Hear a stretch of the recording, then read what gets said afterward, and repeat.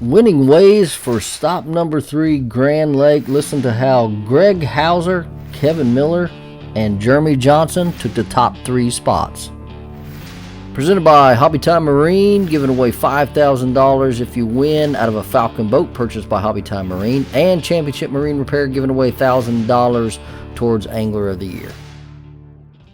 Name's Greg Hauser, Fish Solo Pro today. Took first place with 1807. Caught all my fish on a Picasso jig with a Yamamoto cowboy trailer, a Yamamoto 8-inch worm, and a crankbait by Bill Lewis, an MR12. Targeted docks. As long as there was shade on the back corner with a brush pile underneath it, they were there. Overhanging trees, any shade, and it seemed like they were set up pretty good on that stuff. So what changed from yesterday to today, or your practice from today? You know, yesterday I had 4 keepers. No, I had 4 keepers in 2 days, and I pretty much went around the entire lake, and I noticed that all the fish were kind of suspended out off the channel edge. Just couldn't figure them out. I went from the dam up both rivers, and then today I just decided to stay in the mouth of the what's this creek here? Wolf Creek. Stayed in the mouth of the Wolf and just flipped docks, and it just all came together. You mentioned you had to switch colors of your worms or the brush pile, or no, you had to change positions. Yeah, so this at 10 o'clock, the right back corners had shade on them, and as the sun went around, then the left back corners had shade. A lot of those fish were in between 4 cables. I had to get some of them over cables. So they were in, I'd say, anywhere from 5 to 10 feet deep. But they were in hard to get places. If you put your bait in places that nobody else was putting it, you definitely would catch them. A certain time weight, like did you do? I went with a 1/4 ounce weight on the 8-inch worm. The jig was 3/8. The trailer's a really big trailer, all black and blue. You know, and the crankbait was just a shad colored crankbait, and just kind of cranked it over some of the points out there, and there's some rock jetties up there, and they were there. They were in the wind. Congratulations, Greg. Appreciate it. Good job, man. Thank you. Well, Kevin Miller, you got second place at Grand Lake. Take me through, you know, did you practice? Did you do a tournament beforehand? So I did do a tournament on Saturday, the Anglers in Action tournament on Saturday that we did okay in. And used it kind of a practice for the Solo Pro Series, and you know what I figured out what I was going to go do. Oh, did you? Okay. What is that typically? Do you practice a day or two every tournament, or if there is a tournament beforehand, you jump in it and use that as your practice? Yeah, I'm pretty competitive, so I try to get in a lot of tournaments, and if I have opportunity, say, to fish 2 tournaments one weekend on one lake, I'll try to do that.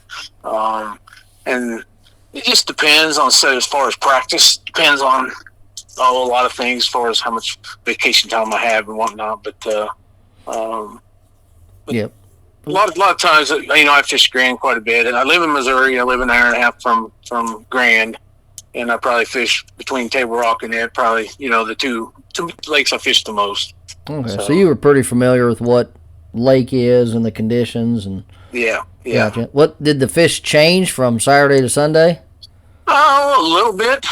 Saturday was more cloudy. They were more scattered across flats and whatnot, and then Sunday, you know, morning. There was a better topwater bite Saturday than there was Sunday. I didn't catch any on topwater Sunday, whereas I caught 3 Saturday on topwater. So I basically just had to go out and start dragging big worm on points and stuff. But then the Saturday afternoon come around, you know, 10 or 11, the sun come out, and then they started trying to you know, orient around brush piles and whatnot. So is that what you did Sunday? You caught them out of brush piles? Sunday, I caught a limit just dragging big worm around. Not a very big limit, probably 10, 11 pounds. I did have one pull 4-pounder in that. That was my kicker fish for the day. And then after that, I culled 3 times out of brush piles. Deep brush piles, like 20 feet or? 10 to 15 foot. Okay. Around docks or anything particular? Just lay down across flats.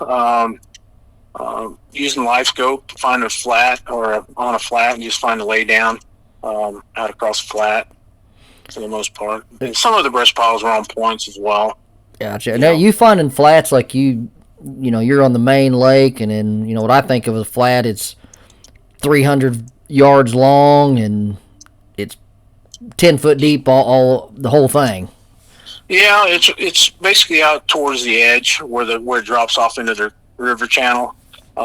So yeah, I'm out there a few hundred yards off bank, and right where makes a quick transition from say 12 feet down to 20, and just dragging it along that ledge. Along like a pocket or a cove, or are you just right outside of it, or? Just right outside of it. Oh, gotcha. Do you fish above the sailboat bridge or below it? Below it. Oh, you did. Just was that a little bit dirtier to water, or? No, a little cleaner waters. I caught most of my fish between, say, Monkey Island and Duck Creek.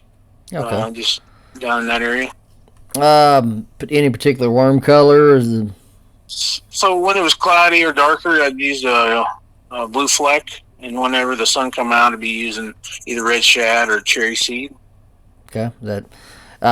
What about weights? Like quarter ounce, half ounce? That's predominantly just half ounce.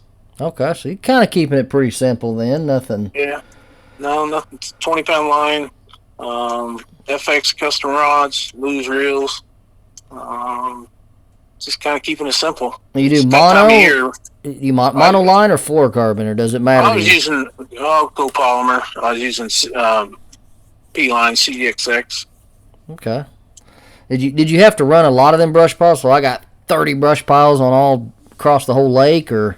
I probably only really ran about 10 brush piles. A lot of them that I really wanted to fish, I'd pull up on. There'd be another boat or crappie boat on top of them. Okay. Do you come back? So this morning, I didn't get a bite in brush pile number 1, and then at 2 o'clock, you're like, I'll come back there and see if I can get bit in it. I did, but I didn't get bit in it. I only had about 3 or 4 that I did that with.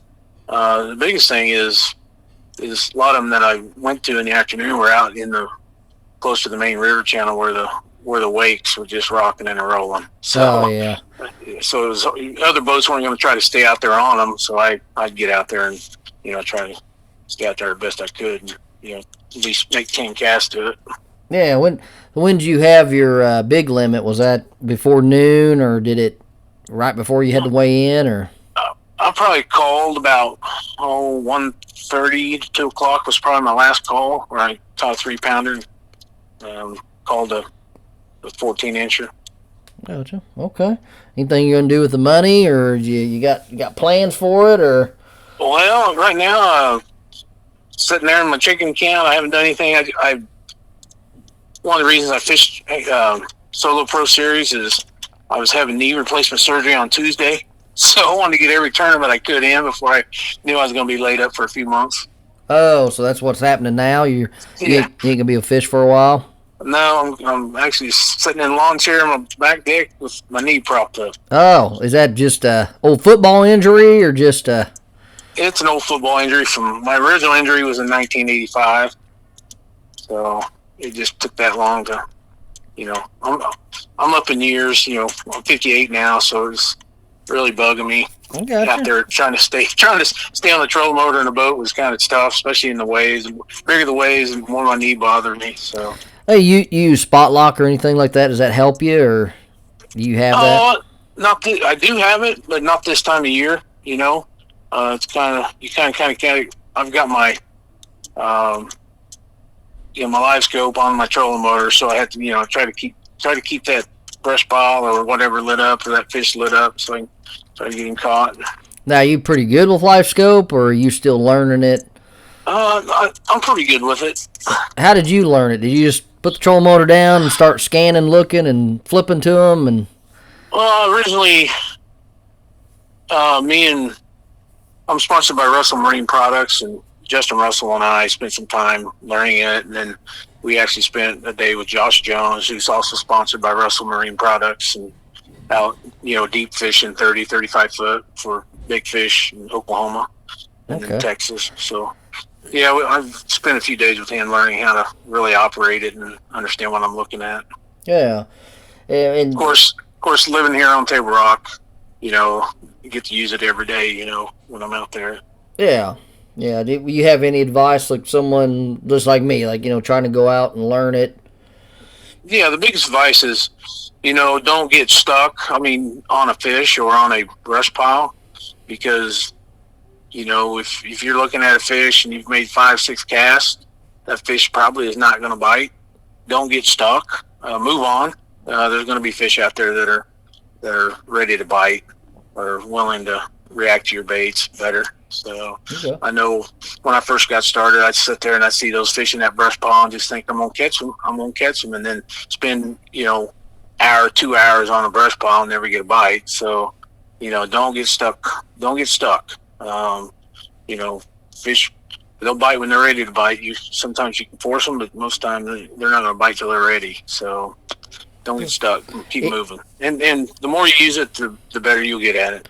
Do you have better success with one lure or not, like a jig or a worm, or is it dependent on the conditions? Just depends on time of year. Okay. There's times of year that obviously the A-rig's good, and there's jerkbait. This time of year, obviously the worm and the jig, crankbaits. I guess that one I caught a 230 or a 2 or whatever it was on Sunday was actually on a crankbait. So I pulled up on a point and seen some fish up there and couldn't get them to bite the worm, so I threw a crankbait up there, and the wind was blowing pretty good. Ended up catching one on crankbait. But so don't. It just depends on the time of year, and there's a lot of times you'll see a fish out there that you throw a jerkbait, won't even react to it. You throw that A-rig and they come and just nail it. That doesn't make sense. And there's times you'll throw an A-rig out there and not get bit, and you throw a jerkbait out there and they come crazy at it. So you just gotta get a feel for it, and don't be afraid to use different lures. The fish may or may not bite, but don't get hung up too long on them because you're losing valuable time. No, that's good advice. Just kind of jump around, like you said, until you find a biting fish, I guess, or one that's one to eat. So, good advice. Yeah. Okay. Well, what do you do for a living? What's your? So I'm a business unit manager for Paul Mueller Company in Springfield. Okay. So that's my main source of income. Yeah, fishing's not right now. No.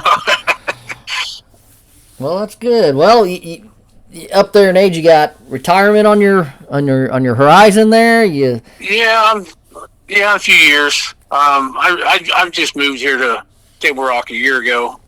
I come out of Wichita area, out of Andover, Kansas, and moved down here. We had a house down here for 9 years, so my wife basically semi-retired from healthcare and moved down here and found a job with Mercy in the Mercy healthcare system, and so I followed her down here and got a job here about a year ago there at Paul Mueller Company as a business unit manager.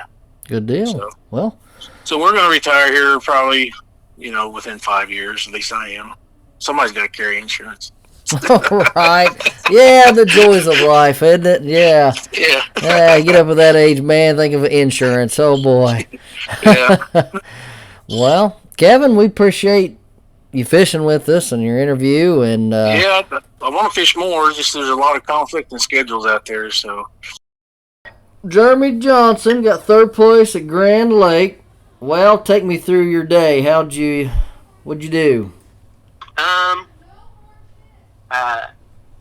We had pre-fished the day before, and I shouldn't say pre-fished. We fished Anglers in Action the day before, and we did pretty good there. I think we ended up, me and my dad fished, and we ended up in 8th place, I believe, with 16 pounds.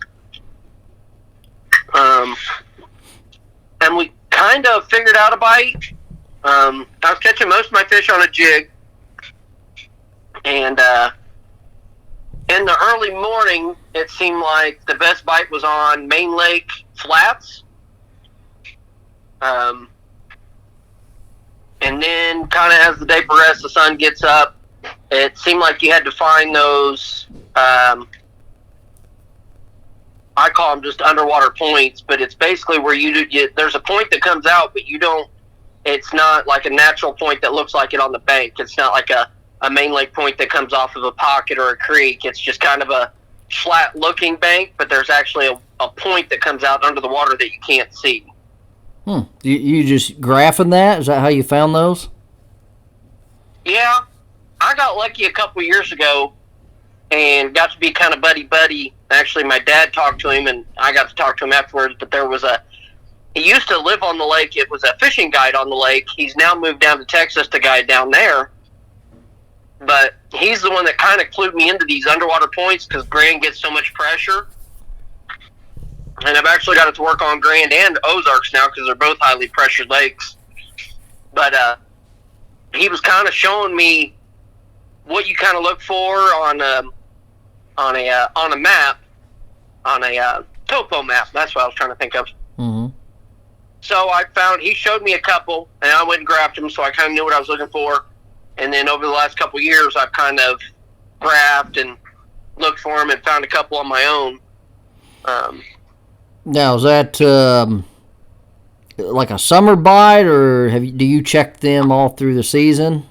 No, it's kind of a post-spawn deal. I used to think that it would be good, or I originally thought that it'd be great even pre-spawn, because it ought to be a highway for them to move up into the flats and stuff. But I haven't got it to work so much in the spring. But definitely post-spawn, it's a deal on Grand. And I never found any schools. I just kind of caught one here, caught one there.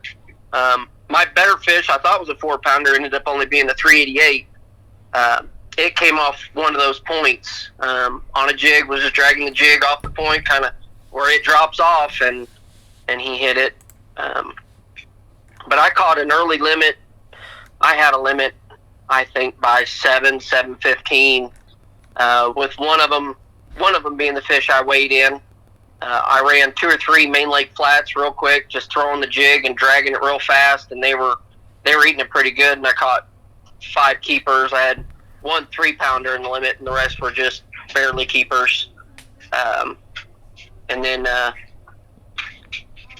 I tried a couple brush piles, and I couldn't. I caught a big catfish out of a brush pile, and a couple other drum, I think, out of a brush pile. But didn't seem. I'm sure guys were catching them out of brush piles, but the brush piles I hit just didn't seem to produce. So I started hitting those underwater points, and I cold up, I think, 3 times with that technique. Are those deep points, like they 2 foot to 20 foot, or? I would say the top of them sits in about 6 to 8 foot, and it drops off into about 15 to 17. Okay. The ones that I'm hitting. Gotcha. Do you like try crankbaits and dragging on them, or anything else works, or have you found it? We had tried that on Saturday, and I couldn't get a moving bite to save my life. It seemed like it had to be.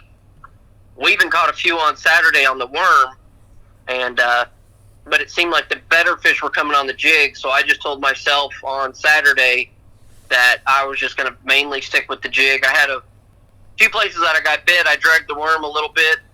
Once again, caught some smaller ones, but all my better ones came on a jig. So interesting. Certain color, like brown, black, blue, green pumpkin. I keep it pretty simple. I've got made fun of because I fished with one buddy one time, and I had 6 rods, and everything I had on was green pumpkin. I had a green pumpkin worm, a tube, a beaver bait, a jig, and something else, but it was all green pumpkin. And he's like, geez, you like green pumpkin? And I was like, I keep it simple. Most of the time for me, it's figuring out what shape they want. Sometimes they want that big curl-tail worm, sometimes a jig, sometimes a finesse worm. It just seems like it's more of a shape thing than a color thing the majority of the time. Is that a big jig, 1/2 ounce, 3/4, or do you stay? I was using a 1/2 ounce. Most of the time in the Ozarks, I can get away with a 1/2 ounce because I'm not. You end up finding them out 30, 35 foot. I go to a 3/4, but most of the time a 1/2 ounce works just fine for me. Green pumpkin with a beaver trailer. Oh, beaver trailer. Okay, gotcha. Did you try anything else different, or that's what you were going with and you stuck with it? I pretty much stuck with it. There towards the end of the day, it really slowed down for me. I didn't get very many bites on the jig, so I started I went back over a couple of the points where I'd gotten bites before and started throwing some finesse stuff, a little finesse shaky head with a finesse worm just to see, because we didn't have a whole lot of wind that day, so I was trying just to see if maybe it was just needed a lighter presentation, and I caught some fish, just nothing that would help me. Yeah, I got you. Well, I think by noon, I pretty much had the limit that I weighed in, so the last couple hours of the day just didn't really do anything for me. I caught fish all day, just nothing that was big enough to help me. Gotcha. Well, what'd you do with some of your cash? Did you give most of it to Uncle Sam, or? Yeah, I've got a wedding coming up in July, so it went towards the wedding account. Oh, there you go. Well, you got some more tournaments coming up? You fish every weekend, or? It'll slow down here over the next month or so. I've got one tournament this coming weekend at Mazingo Lake up north. And then July is wedding month, so I don't know how much fishing I'll get in there. There's a couple tournaments, but most everything in July seems like it's night tournaments, and I'm not a huge fan of that. Yeah. Now, is that your wedding? What's that? Is that your wedding, or is that somebody else's? Nope, my personal wedding. I'm getting married July 22nd. All right. Well, yeah, your fishing days are done. Good. Congratulations. No, that's good. That's good deal. And are you from around here, around the Springfield, Grand area? No, I live in KC. So I do quite a bit of traveling. I travel down to Grand and Ozarks and Truman and a lot of those lakes. So. Gotcha. What do you do for a living? I'm a foreman electrician. Oh, okay. So you can kind of get some time off. Yeah, it's I've actually gotten asked to be a project manager a couple times, and I've turned it down because my boss, who's a project manager, used to fish tournaments with me a lot, and he didn't hardly fish at all anymore because he gets just so wrapped up in work and so busy. And I'm like, yeah, I like to fish, so I'm gonna stay down on a little lower level and keep fishing. You any plans going, like BFLs or the MLF type leagues, or? I've talked with a buddy, and we'd like to look at the Bass Opens.